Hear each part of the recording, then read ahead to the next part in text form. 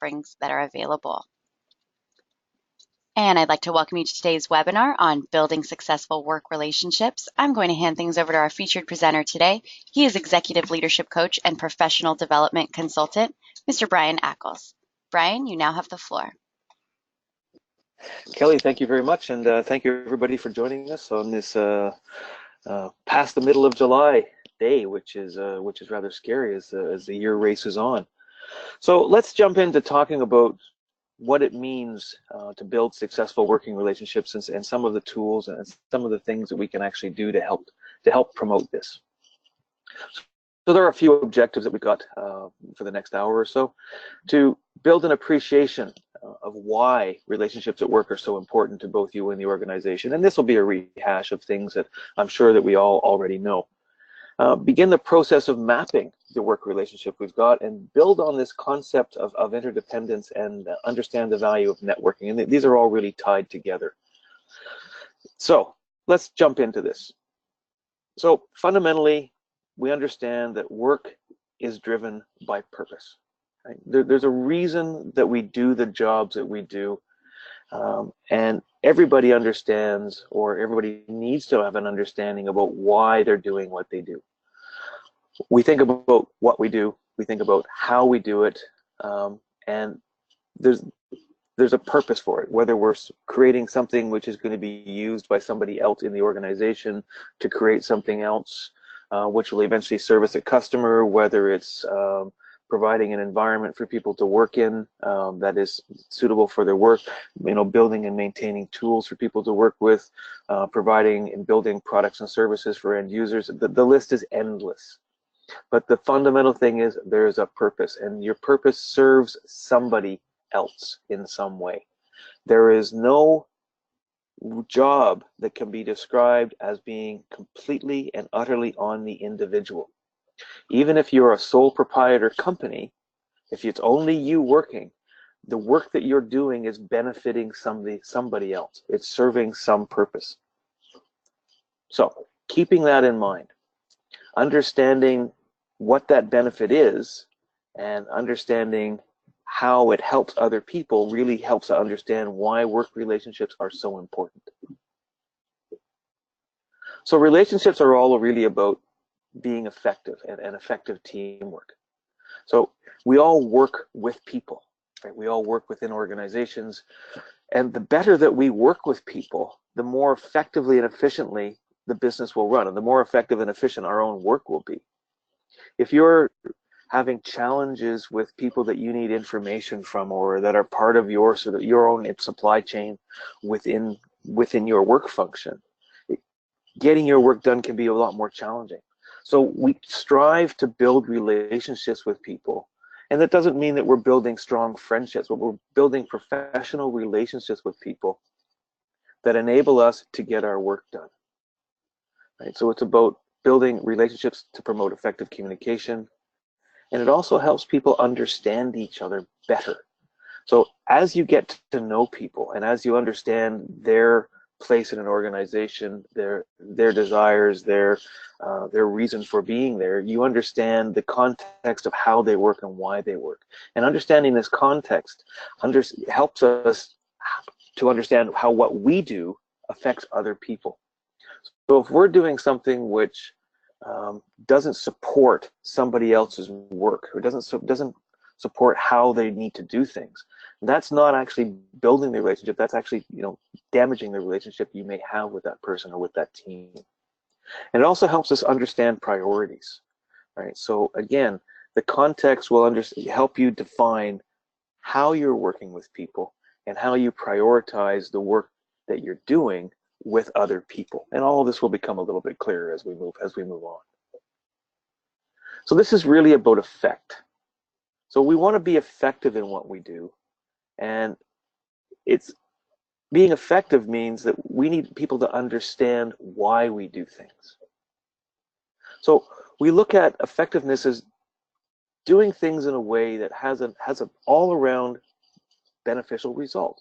So everybody involved in what we're doing benefits by what we're all doing. So it's our results, it's the results of others, it's how the organization is viewed, that's how your function within the organization is viewed, image, reputation, and again, the list goes on. So being effective refers to our attitudes, our mindsets, how we approach working with others. Are we, are we demanding? Are we dictatorial? Are we working to strive to work in cooperation? So it's all about the how.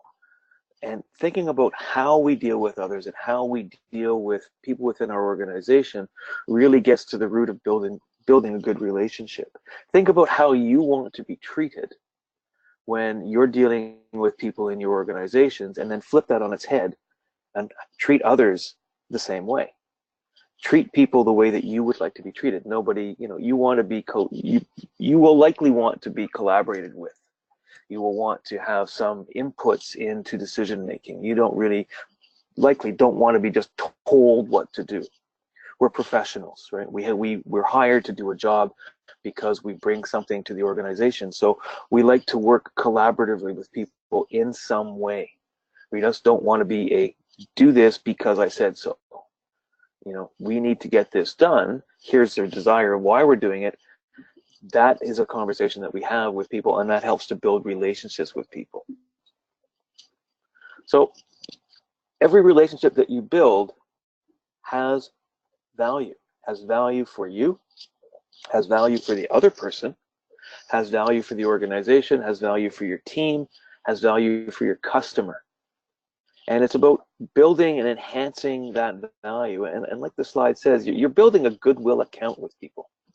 So working with people, building relationships, going out of your way to provide help to somebody that may not be directly something that which you're responsible for, but it helps to provide something for that person to look back on and say, yeah, no, they're willing to go the extra mile for me, so I'm willing to go the extra mile for them. So as you start building this goodwill within the organization and taking a real interest in other people and other people's work and other people's function, you start to find that you're viewed within the organization in a different way. You're viewed as someone who has a view of the organization, has a view across the organization, and you're not just narrowly focused on your own particular task and your own particular job. So it's showing that you're not being driven by self-interest. You're showing that you're willing to compromise. You're willing to work with others and to take in their viewpoints when you're having discussions and when you're trying to sort out how things are working within an organization. Now I'm going to stop here and just reflect a little bit on how important this really is and how critical it is for us to remember that everybody in the organization has a purpose and has value to how the organization functions. A very long time ago, when I first started in business, one of the gems that was shared with me, and this has been repeated thousands of times by many people, is that the most important person that you need to get to know when you first walk into any new company is the person that sits and meets the public as they're coming in and meets you as you're coming in. Whether that's a security guard, whether that's a receptionist, if that's how your organization functions, whoever is the person that people see first and that you see first when you walk into the building. They're the people that they're the people that front your organization. So if people are talking about the organization, this person has an incredibly important role to play. It may be, it's an administrative role typically. It may be a security role, and that's fine, doesn't matter. But these are the people that have a huge impact on how the public views and how your customers view the organization. The people that do the cleaning. I mean, we often see cleaners who, they're around our offices and they're very unobtrusive. Where I work in a full-time gig right now, our cleaner comes in around 3:30 in the afternoon, and she's a lovely, lovely lady. And she gets the job done, and she's so quiet and she's so unassuming, and she never will ask anything. But it's really important to me that I recognize that she does a very important job in keeping our office environment clean. Now, I work in an office, and I have my own office, and I have to lock the doors sometimes because of things that I've got out on my desk and what have you. But when I know that she's going to be there, and I know that I don't have to lock my office, I'll go up, make a point of saying thank you very much, and just to let you know, I've left my office open today. So if you are vacuuming, not please vacuum, but if you are vacuuming, you can vacuum in my office today as well. So she understands that I will tell her these things, and she respects that, and we have a good relationship. She's very quiet, but she plays a really important job. And the same thing can be said for everybody in the organization. From relationships you may have with the executive team to relationships that you may have with the people on, the administrative people, your peers, your managers, the people that report to you. All of these relationships have real value, have value to you, and when you build the relationships, build value to the organization. And this whole piece about building relationships is a really key workplace competency. This is a hugely underrated soft skill. Right? When you start in a new role, or when you start in a new company, or even if you transfer it to a different part of the company, how quickly you can build work relationships will have a direct impact on how effective you are at that role, at your new role, in your new position, in your new part of the company. The better you are at building relationships, the quicker you're going to be more effective, and the more value that you're going to be adding to both your team, yourself, and the organization, and ultimately your customers. So it is a skill, and it is something that we can practice. So we operate typically, and again, we come back to the fact that really none of us work alone. We operate in teams of some type or another. And those teams may be across the time, they may be across cultures, they may be different languages. There very likely will be different first languages involved across your teams now in this multicultural and multi-generational environment that we have.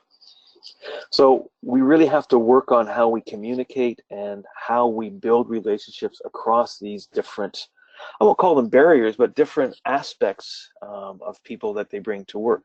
So you're not looking to build relationships only with people who are just like you. You're trying to build relationships with people who are different from you. And we'll talk a bit more about some of the challenges in that. Bottom line is, it's the responsibility of everybody in the workplace to build and maintain relationships. You have to know who people are. So, that being said, we understand about dynamics and behaviors, and some people, sometimes it can be a little bit difficult to have conversations with people.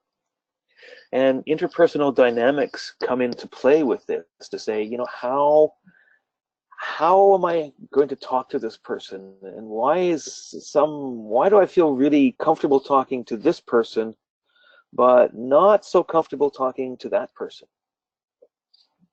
And when we start thinking about how conversations happen and how we're interacting with people, we start to need to have an understanding about how sort of the behavior of social dynamics.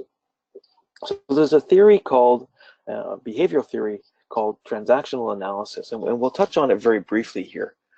It's touched on a lot more deeply later in the full course, but it's really based on 3 ego states that we have as people. We have our parent mode, we have our child mode, and we have our adult mode. And I'll go through and we'll explain these just one by one. So our parent mode. So this is our taught concept of life, right? This is the voice of authority.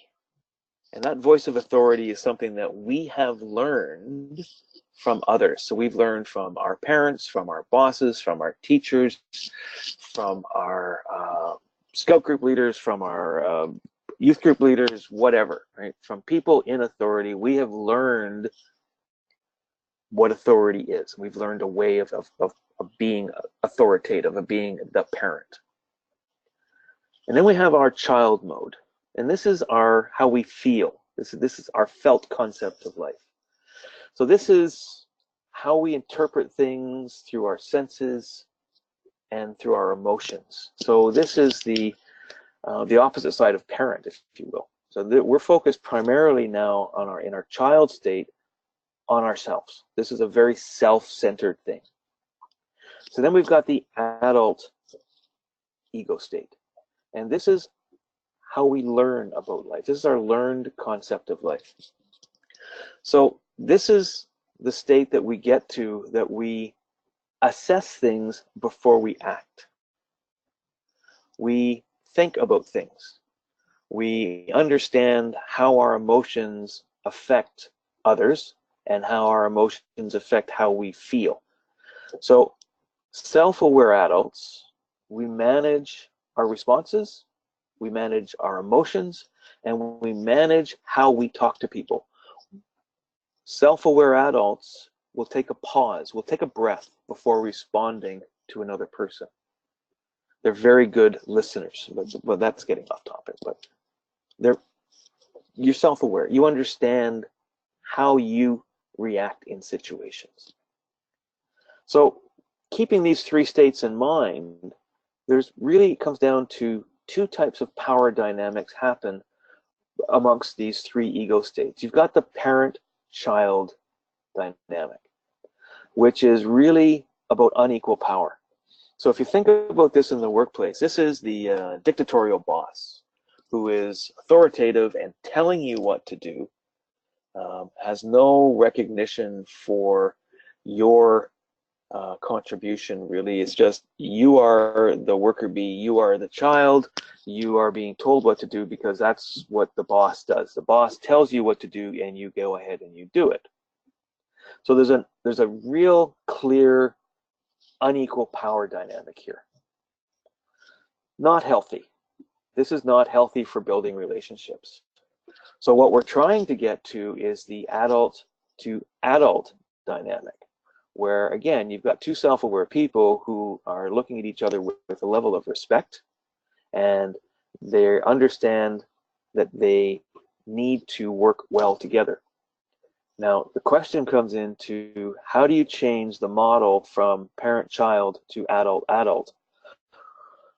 So if you're the child in the parent-child relationship, you change your reactions to those of an adult.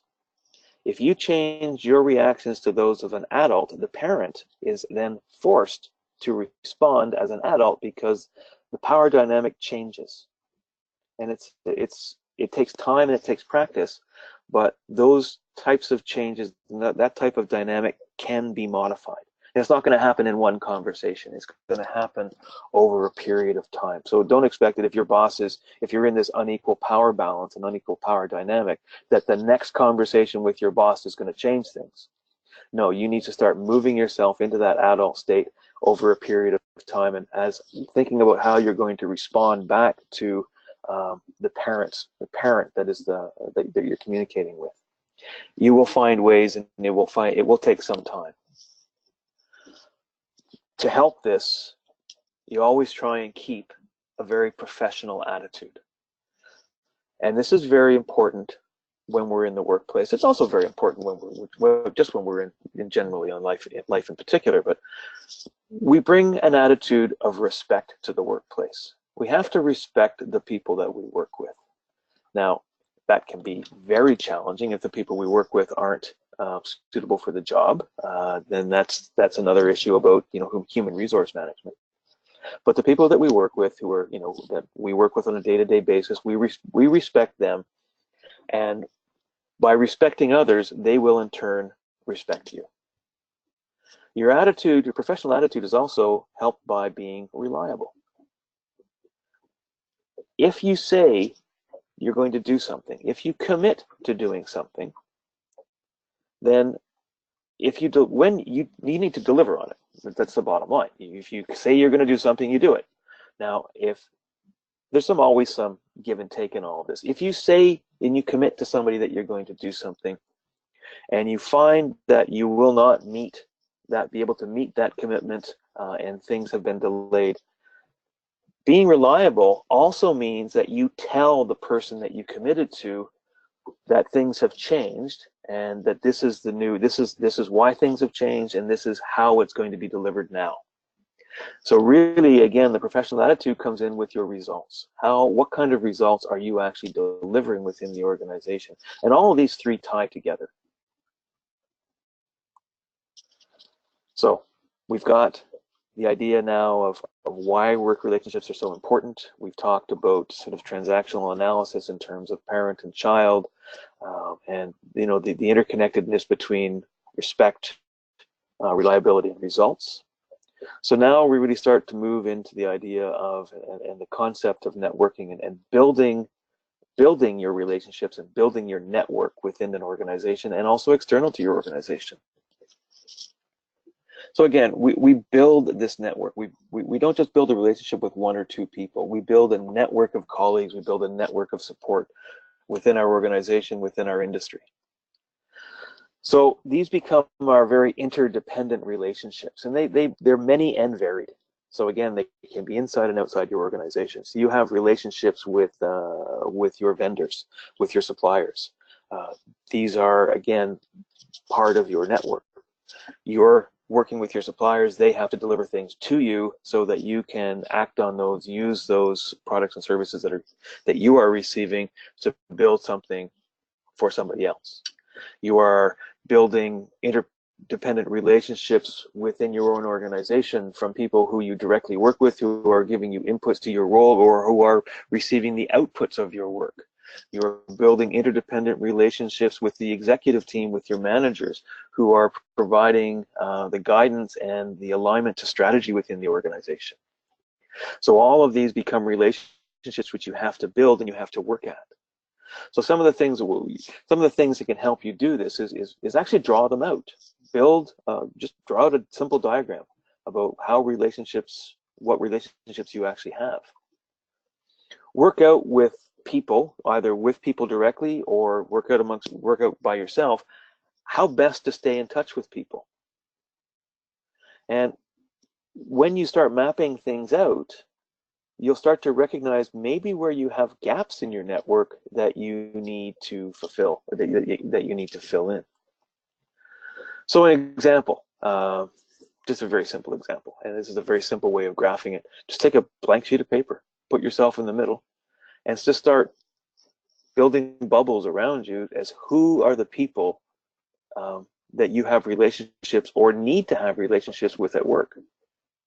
So as you build this map, it may become rather big, rather large, rather complex. Then start to think about how information flows between you and that person. Now, is it a one-way flow of information? In that case, you'd only have an arrow going out from yourself to the external bubble, or is it a two-way flow of information? So if you're building that relationship with people, and really where you're seeing a one-way flow of information, that gives you some indication as to a relationship that needs to be worked on. If you're sending information to somebody, it's important to have some feedback from that person as to how they're acting on that information, how they're using that information, and is the information you're sending useful and usable to them? That's one way of looking at it. If somebody is sending information only to you and you're not responding to that, again, you need to look at that dynamic as well to say, okay, so I'm receiving information from somebody. One, do I need it? If I do need it, is it fit for purpose? And do I need to make sure that I continue to work with this person to refine the information that I'm getting, or refine the product or service, or whatever the relationship part is with this person? So you enter into a dialogue, and again, you build the relationship in whatever manner that you have to have. At the end of this mapping exercise that you're going to do for yourselves, you should have identified, well, one, where the gaps are, and also start to put a plan in place to build the relationships where you have challenges. Everything we do is interconnected. That's just the fact of our business life. We rely on many people to get things done. And the example is like a relay race, right? If you pass the baton to somebody and you drop it before it gets passed on, that has an impact on the person that you're passing to. If you pass the baton and they drop it, what do you do to help them? Do you go, oh my goodness, they dropped the baton, oh well? Or do you run up, pick up the baton and hand it to them again and help them out? So you think about that interdependence and interconnectedness that we're trying to build at work. So your success, all of the success around relationships and around building effective workplace relationships depends on building productive relationships. You know, the example that I often use with groups of people, and even within my own teams that I manage in the organization, is when you're dealing with projects. And a project comes to the end, and something new has been developed, and now it has to be supported by the organization. There's two ways to finish this. You can do the dump it over the wall, and hope like heck that the people that you're dumping it over the wall to can support it, because you have got to move on and you've got to get on to that next project. Or you can involve the operations and support people during the project so that when they come to the end, they're already supporting it, and you just gently remove yourselves and you go on to your next project work. Now, there's always going to be some struggle in the organization in terms of resource and what you can do, but I don't know about you, but I much prefer the smoother transaction where I've got good relationships with people in the operations side and the support side of an organization, and we transition comfortably the new product or service to the support and operations side of the group, and we don't just dump it over and say, all right, we're done, here it is, there's a bunch of manuals, you guys can read them, I'm sure you're smart enough to sort it out, I got to move on to my next project. That is not a productive relationship. So all of this comes back, and again, relationships, networking, interdependence, comes down to the team. We talked at the very beginning of this about you as an individual having a purpose in the organization. The team also has a purpose in the organization. Your team has a reason for existence.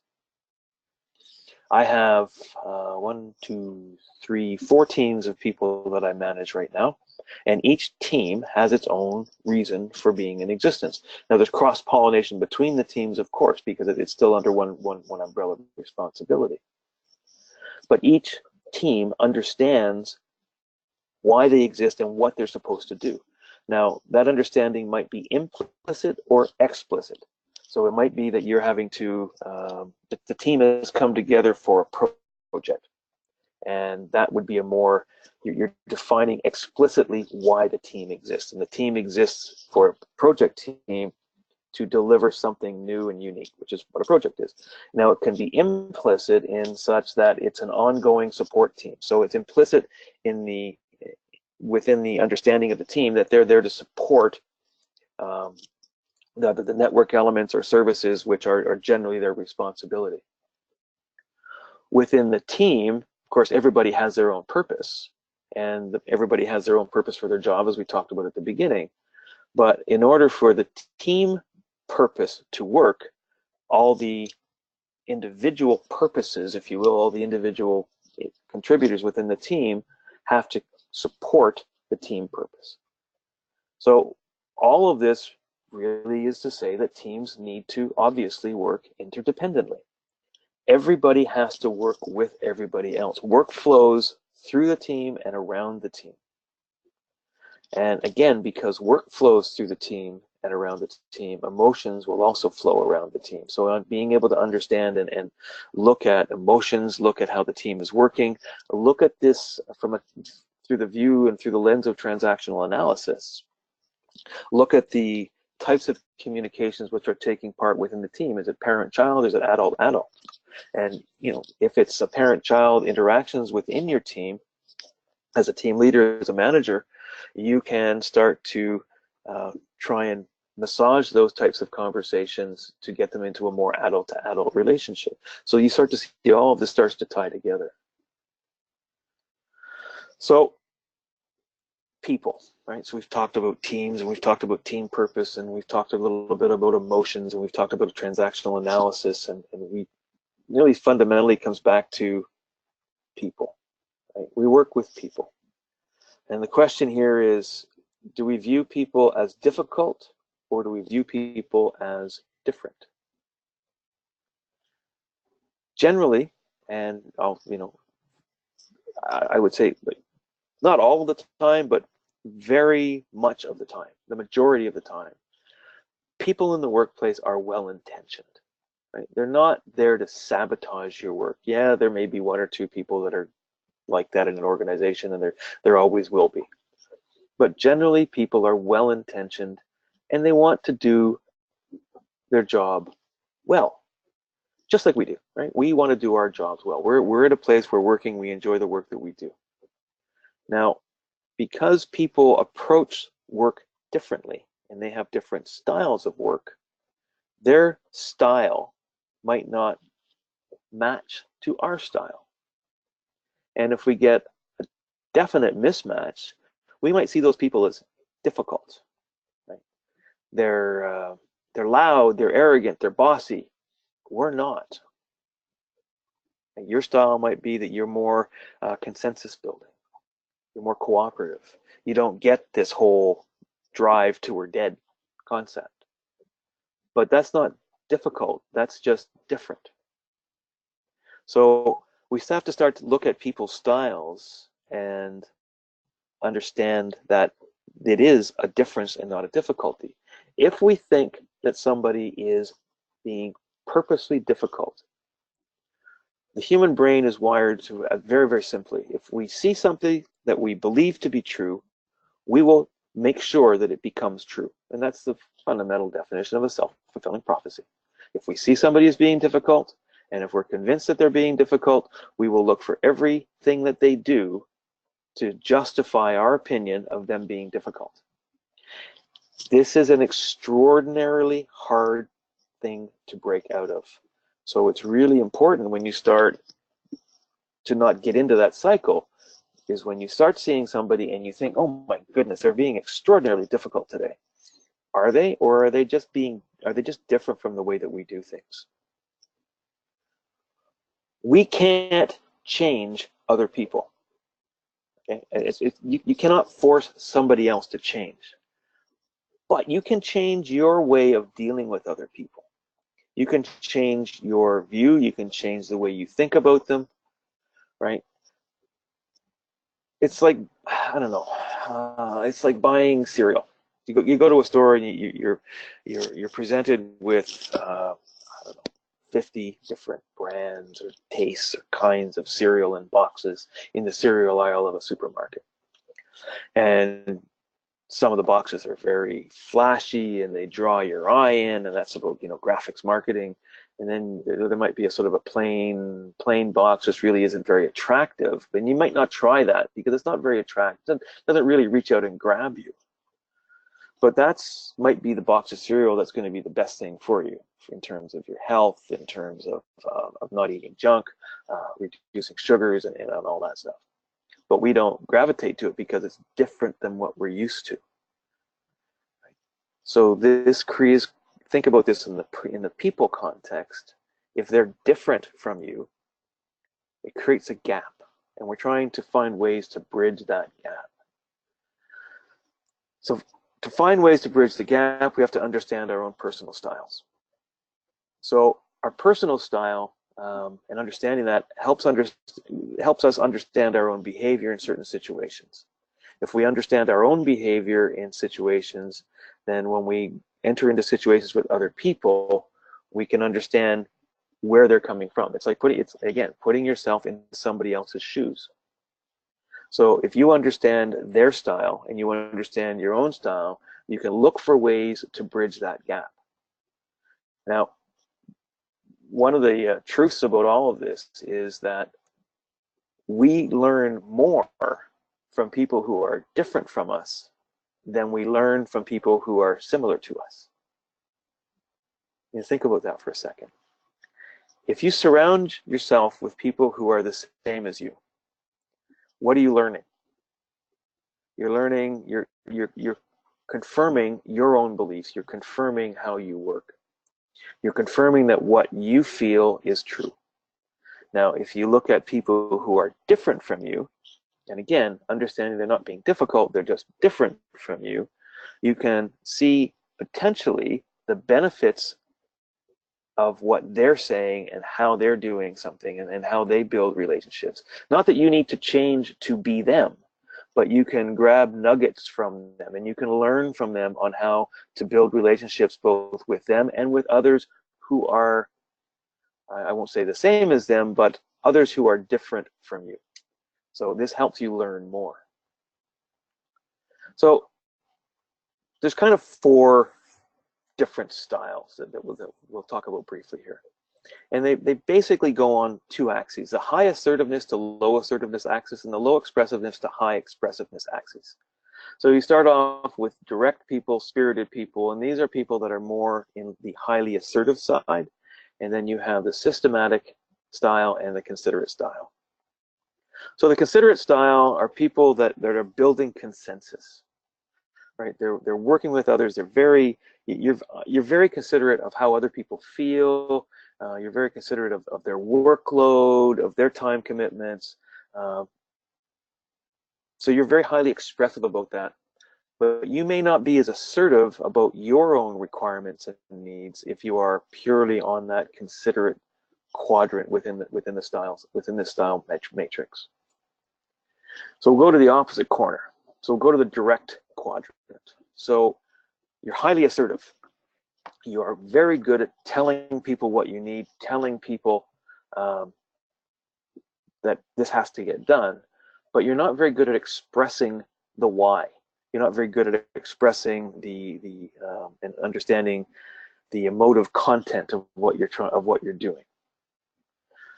So then let's go to the systematic person, the systematic style. The systematic style is really, as the name describes, you're going through things piece by piece by piece, and you're analyzing how things work, what needs to get done, that you're creating the logic behind it, and you're creating a map for yourself. So you're not really, you might be trying to engage other people, but you're engaging with them only in one aspect, which is the aspect of trying to engage with them logically and systematically. You're not appealing to their emotion. You're not looking to, you're not highly expressive in how you deal with people. And then you come to the spirited side, highly assertive and highly expressive. So these are the people that are out to do good. They're out to do great things in the world, and they're go-getters. They're cheerleaders within the organization. They want everybody and everything to be great, which is fine, but they also need to rein that in, because being the spirited person, highly expressive and highly assertive, can leave the logic and the systematic behind, can clash directly with the direct side, direct style people, because the direct style people don't have this whole, rah spirit behind them. They just want to get stuff done. And the considerate people, well, they'll support the spirited person because they're sort of on the same role of the highly expressive, but the spirited person may run rampant over the considerate person's feelings or needs or desires. Now, every time you present something like this in a quadrant, everybody wants to immediately say, well, I'm direct. No, I'm considerate. No, I'm systematic. I'm spirited. No individual is one of these things. You have tendencies towards different areas on different styles, and understanding your tendencies, your own tendencies, helps you understand the advantages and disadvantages of that style, and also understand how you can interact with the other styles. There's a lot more depth around this, as you can well imagine. So moving on. So, relationships, it's about communication, it's about results, and we've already talked about this. Trust-based relationships are based on mutually beneficial outcomes. And what we're trying to build all the time is trust-based relationships. We're dealing with communication, which is high quality, so we're transmitting and receiving information that we need to have and that the other person needs to have. And these trust-based relationships really deliver extraordinarily high and superior results. So let's finish off with a brief talking about pure networking. Pure networking is not just socializing in the work environment. Pure networking has a purpose, right? You need to make connections within your organization, not just socially over lunch and not just around, grabbing a coffee with people. So you're trying to build business connections, develop contacts and relationships that deliver new knowledge and also help you create greater influence within the organization, because it's your influence within an organization that's going to help you get stuff done. So we build networks to support our ability to deliver, supports our long-term career goals. I've built networks for years. I made it a passion really to go out and meet as many people as I can, talk to as many people as I can across industries, across social boundaries, across cultures, to try and understand what they're doing, how that impacts myself, my career, but also the organization that I'm working with, the technology that we're implementing or the service that we're creating. And throughout the years, I've gone back to my network to look for help on certain things. And where I've gone back to my network, people have always been able to give me something. And I've had my network come to me, and again, not just to me, but they're looking to their network to say, I need some help on this. Can anybody shed some light on something? And if I can, I will. If I have something of value to add, I will certainly help somebody else out. Every connection we make is an opportunity for someone to be referred to us. It's an opportunity for us to take on greater responsibilities, and it's an opportunity for us to look to see that next opportunity, whether it's inside or outside your own organization, or that next opportunity with a potential new customer. All of this become the benefits of really strong, purposeful networking. So we're building, again, authentic relationships. We're building real relationships with people, and we're building relationships that have a benefit to somebody else. So one of the things I see when people first start networking is they come up and they introduce themselves, and it's very professional and it's very respectful, and they start telling that person what they can do for them. This is exactly the opposite of what effective networking should be. When you're trying to build and meet somebody new, and even if you're at a coordinated, like at a purpose-designed networking environment or networking function, you go up and you talk to people. You introduce yourself. Hi, I'm Brian Ackles. I've got my own consulting company in project and business analysis. What do you do? Tell me a bit about yourself. And you start to understand where they're coming from, and they'll tell you what challenges they might be having. And don't try and solve it during the event, but just say that that's great. It's really interesting what you're doing, and you start talking about what they're doing and express interest in what they're doing. Express interest in what their challenges are. And if somebody comes up to you and introduces themselves to you, and they ask you the same question, don't talk about how you can benefit them. Talk about the challenges that you're seeing, or talk about the work that you're doing. Talk about the customers that you've got, or the successes, whatever. Don't focus it on trying to sell yourself or sell what you have to somebody else. You're trying to build relationships. So understand what your network members need from you and what you need from your network, and understand the value. How can I contribute value to my network, and what value can my network offer me? All of this starts to come into play. It also helps to understand and enhance your reputation. Your network will most definitely share information about you. They'll talk about your personal style. They'll talk about how influential you are. And your reputation will spread. You need to take responsibility for your reputation and decide how you want to be perceived by others. And this is, when you're networking with people, when you're building your networks, you take ownership and you influence what descriptors that you want people to use about you. You influence what your authentic characteristics are that you want them to notice. Now, you can't fake a characteristic. So you want people to understand the real you, and you need to decide which part of the real you that you want enhanced as part of your reputation.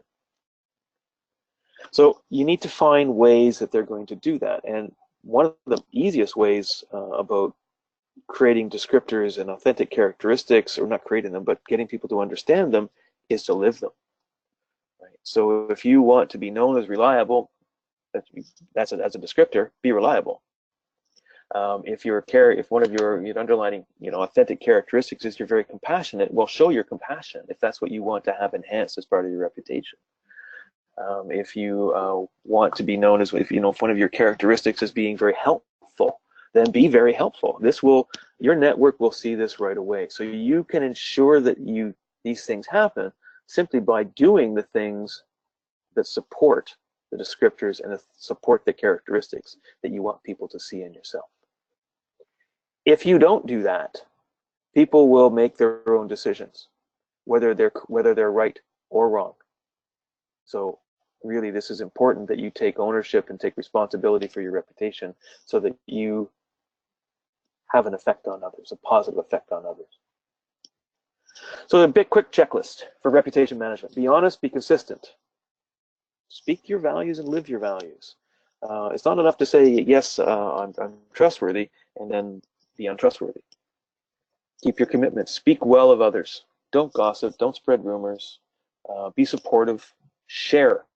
Share everything that you have with people that you can. Obviously, there are certain things that you can't share with people, and that's fine. But share what you can with people. And be clear how you want to be perceived. I would like to be known as the person that helps the organization get things done collaboratively. You can be clear and say that, and then people will look at you and say, well, yeah, no, I can see that in you. And as you demonstrate that fact, again, you will be known as that person who gets things done by working collaboratively. So we foster collaboration, right? And again, we're developing positive relationships.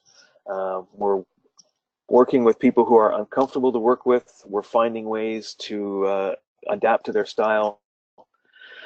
And we understand that our purpose and our actions have an impact on others, and that we need to understand that impact and also engage in behaviors that have a positive impact, that build trust and demonstrate respect, and also build and foster collaboration. We don't want to be the person who goes into an organization and won't work well with others, because organizations need people to work well with others, or organizations themselves don't work. So find ways to foster this collaboration. Act with integrity. Say what you mean. And again, mean what you say. Be transparent. Maintain your confidentiality as appropriate. We've already spoken about this. Know your own values. Understand what your values are. Right? If you don't, and if you can't, if they're not clear, write them down, and they'll become clear as you write them down. Behave consistently and predictably. If you're all over the map, people won't know how to deal with you. And demonstrate the congruency between intent, your words, and your actions. So what you intend to do, the words you use, and the actions that you actually take. Those things have to be in line. And that's really acting with integrity. And that, again, goes back to your networking, goes back to building relationships and building the teams. When you're dealing with different people, and you're dealing with people for the first time, create a working agreement. And this isn't a document that you're going to write and say, we're going to work together in the following manner, and you bullet point out a bunch of things. Just talk to people about how you want to work together. Okay, I communicate like this. I prefer to send emails on things. And the person that you're working with, the new person might say, well, I'm not really good with emails. I actually work with instant message. It's a lot easier for me. Emails are great if something I need to dig my teeth into something. So you can keep that in mind if you want to have a quick interaction with them. Send them an instant message. Understand how things will go back and forth. You can ask for them to do things for you. You can ask, and they will ask you to do things for them. And that becomes the de facto agreement about how you're going to work together. And it will change and it will modify over time. But talk about this with people. Understand that the agreement is something that you can create and you can talk about how you're going to work together. So final words. If you work, you need to develop and maintain relationships to be effective. Fundamentally true. All relationships have value. It takes work to build and maintain these relationships. It's not something which is easy. They don't just happen. There's nobody that is a natural at building relationships. It takes time and it takes effort. Take the time to map your work relationships. And again, you might be surprised at the results. And one thing I will add to this is don't just do this once. Do this regularly, because your relationships within your working environment will change. So it's worthwhile to update your map and change your map as the workplace ebbs and flows and as you move through your career. And finally, bottom line, network, but do it with integrity. You're doing it to enhance the value that you have to offer to people and also how you help other people. So with that, I will say thank you for taking the time with me today. It's been very much appreciated, and we hope to see you again and talk to you again soon. Thank you so much, Brian, for joining us today. And thanks again, everyone, for joining us on today's webinar. If you have any questions for Brian, we're going to stay on the line for a few more minutes. So feel free to type those into the questions menu option and we'll get those addressed over audio. I also want to point you all to our website at newhorizons.com. There you will see a link to our Center for Leadership and Development, and you'll find all information on this upcoming course. You can also reach out to your local New Horizons for any information. And if you don't know who your local New Horizons is, just go to newhorizons.com, type in your zip code, and you can do a zip code search for the center nearest you. Also, a quick reminder that we will be sending out a link to view today's session recording, as well as a PDF of the PowerPoint presentation for you to review or pass on to any colleagues who were unable to join us. And Brian, we do have a couple questions. The first one is, oftentimes when saying they are willing to do more for me, it leads to let's make them do even more so I can do less. For those people who are the ones always willing to do more, how do they handle this? So for those people that are always willing to do more, it's also coming up to also having a clear understanding of what you're actually capable of doing. And the challenge is for people that are always willing to do more is to learn how to say no, or to learn to enter, or to have the discussion with somebody. Said, I would really love to help you, but I've got the following thing. I've got these things that I'm already on top of. I may have time later. You would know for your own self what later would be, whether it's next week, next month, next year. To help you out with that if that's suitable. But right now, I'm absolutely swamped. Like, I just can't take anything else on. So it's trying to find a way to enter into that dialogue respectfully, and being able to professionally say no. All right. And what recommendations do you have for difficult relationship with a boss? There's drastic personality, especially when there are drastic personality differences. Yeah, I guess this comes back to the root of, is it a difficult boss or is it just a different boss? And this is, personality differences really comes down to difficult or different. So it's really, again, understanding the power dynamic from a transactional analysis perspective. It's a parent-child relationship, or if it's an adult relationship in that respect, but it's just a difficulty in difference in styles. You have to find a way to understand what their style is, what their communication style is, what their thinking style is, what their work style is. Try as best you can to adapt to it, and see how that works. Because once you start adapting to somebody else's style and they see that it becomes you are becoming more effective in communicating with them, they may start to adapt their style as well, and you may be able to open up the possibility of having a conversation about style and a conversation about that relationship with that difficult or demanding or very different boss. It's a tough question. It is, and I have one that goes right along with it. How do you work with a boss who is unqualified for their position and doesn't know how to work with their team member? It's along the same lines, so I'm sure answer might Ooh. be similar. Yeah, well, it is along the same lines, and I guess the challenge is if you have somebody that is actually truly unqualified for the position, and they aren't able to, and they're just failing the team. There's a couple of hard things that can be done. One is that this is if you have relationships with people in other parts of the organization, you can discuss that with them. Um, you can also, work with your boss to help fill in the gaps where they may be falling down. And it almost becomes you become the trainer for your boss. You try and help them learn how to do their job better.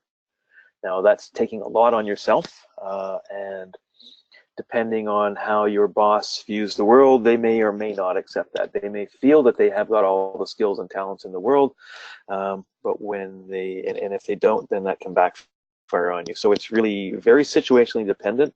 You can, as I said, I would first try and work with my boss to try and educate them on what they need to do better.